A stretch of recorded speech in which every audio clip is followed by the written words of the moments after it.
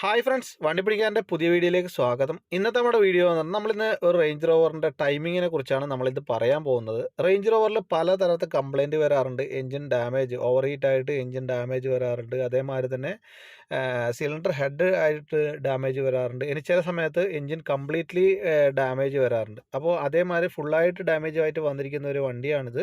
കാരണം നമ്മൾ എൻജിൻ ഓയിലിൻ്റെ ക്യാപ്പ് തുറന്ന സമയത്ത് അതിൻ്റെ ഒരു വാട്ടർ കണ്ടൻറ്റ് ഉണ്ടായിരുന്നു. അപ്പോൾ നമ്മൾ എൻജിൻ ഓയിൽ ഡ്രെയിനിട്ട് നമ്മൾ തുറന്ന സമയത്ത് അതിൻ്റെ അകത്ത് കംപ്ലീറ്റ് വെള്ളമാണ് ആദ്യം കാണാൻ സാധിക്കുന്നത്. ഇതിപ്പോൾ കണ്ടല്ലോ, ഫുള്ളായിട്ട് വെള്ളമാണ്. ഇത് ടോട്ടലായിട്ട് എൻജിൻ ഡാമേജ് ആയിട്ടുണ്ട്. കണക്റ്റിംഗ് റോഡും കാര്യങ്ങളെല്ലാം തന്നെ പിടിച്ചിട്ടുണ്ട്.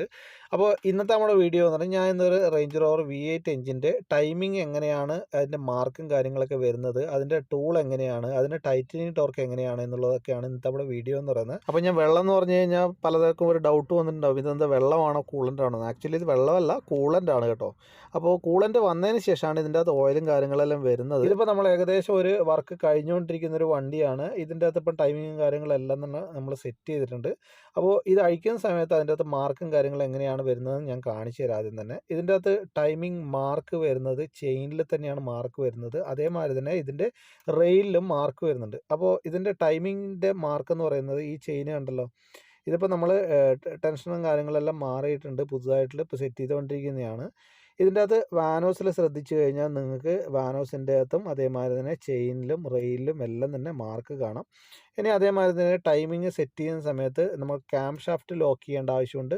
അതേമാതിരി തന്നെ ഇവിടെ വാക്വം പമ്പ് വരുന്ന ഈ പോർഷനിൽ ഈ ടൂൾ വെച്ചിട്ട് നമുക്ക് ലോക്ക് ചെയ്യണം.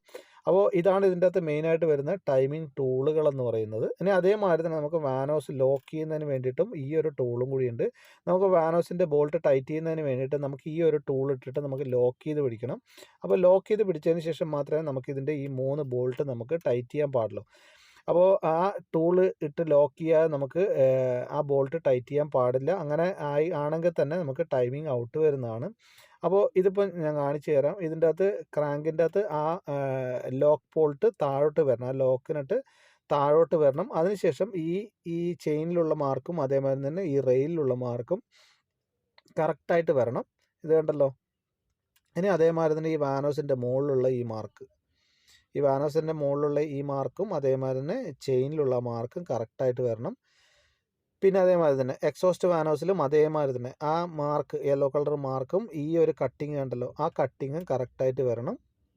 അപ്പോൾ ഇതാണ് ഈ വാനോസിലുള്ള ടൈമിങ്ങും അതേമാതിരി ചെയിനിലുള്ള മാർക്കും കാര്യങ്ങളും വരുന്നത്.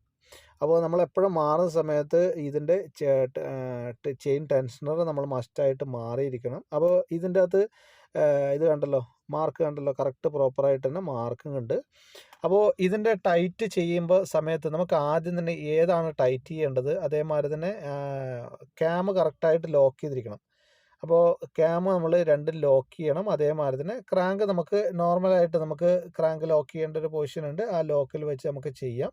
അപ്പോൾ ഇതിൻ്റെ അകത്ത് നമ്മൾ ആദ്യം ടൈറ്റ് ചെയ്യേണ്ടതെന്ന് പറഞ്ഞു കഴിഞ്ഞാൽ നമ്മൾ ആദ്യം തന്നെ ഈ 6 ബോൾട്ട് ലൂസ് ചെയ്യണം. നമ്മൾ ഏത് ബാങ്കാണോ ടൈറ്റ് വാനോസ് അഡ്ജസ്റ്റ്മെൻറ്റ് ചെയ്യുന്നത് ആദ്യം ഈ 6 ബോൾട്ട് ലൂസ് ചെയ്യുക. അതിനുശേഷം നമ്മൾ ആദ്യം ഈ ലോക്ക് വെച്ചിട്ട്, ഇത് കണ്ടല്ലോ, ഈ ഒരു ടൂള് വെച്ചിട്ട് നമുക്ക് വാനോസ് ലോക്ക് ചെയ്ത് വെക്കണം.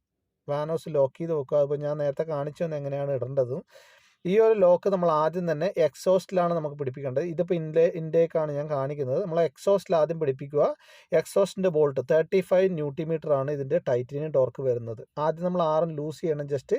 അതിനുശേഷം എക്സോസ്റ്റ് ടൈറ്റ് ചെയ്തതിന് ശേഷം നമ്മൾ ഇൻടേക്ക് ടൈറ്റ് ചെയ്യുക. ഇതിൽ എല്ലാ വാനോസിൻ്റെയും ടൈറ്റനിയം ടോർക്ക് വരുന്നത് 35 Nm ആണ്. അപ്പോൾ അതേമാതിരി തന്നെ എല്ലാ വാനോസ് ടൈറ്റ് ചെയ്യുന്ന സമയത്തും ഇത് ആൻറ്റി ക്ലോക്ക് വൈസിൽ ലോക്ക് ചെയ്ത് പിടിച്ചതിന് ശേഷം ടൈറ്റ് ചെയ്യുക. എന്നാൽ മാത്രമേ അതിൻ്റെ വാനോസിൻ്റെ അഡ്ജസ്റ്റ്മെൻറ്റ് പ്രോപ്പർ ആവത്തുള്ളൂ. അപ്പോൾ ഈ വീഡിയോ നിങ്ങൾക്ക് ഇഷ്ടമായെന്ന് വിചാരിക്കുന്നു. ഇഷ്ടപ്പെട്ടിട്ടുണ്ടെങ്കിൽ മറക്കാതെ ചാനൽ സബ്സ്ക്രൈബ് ചെയ്യണം, എന്നെ സപ്പോർട്ട് ചെയ്യണം. Thank you for watching.